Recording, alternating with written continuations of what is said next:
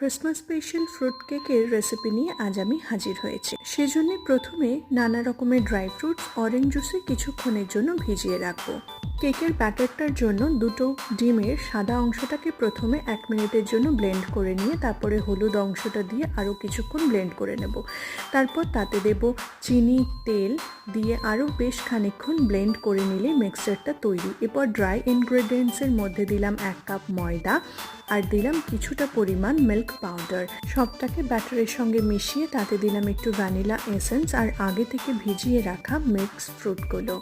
তাতে এবার দিলাম বেকিং পাউডার, বেকিং সোডা আর একটু ইনো। সব ভালো করে মিশিয়ে নিয়ে গ্রিস করে রাখা পাত্রে কেকের ব্যাটার ঢেলে 45 মিনিটের জন্য এখানে আমি গ্যাসের ওপরে বেক করে নিয়েছি। আর কিছুটা হয়ে আসলে তার উপর টুটি ফ্রুটি ছড়িয়ে দিয়েছি।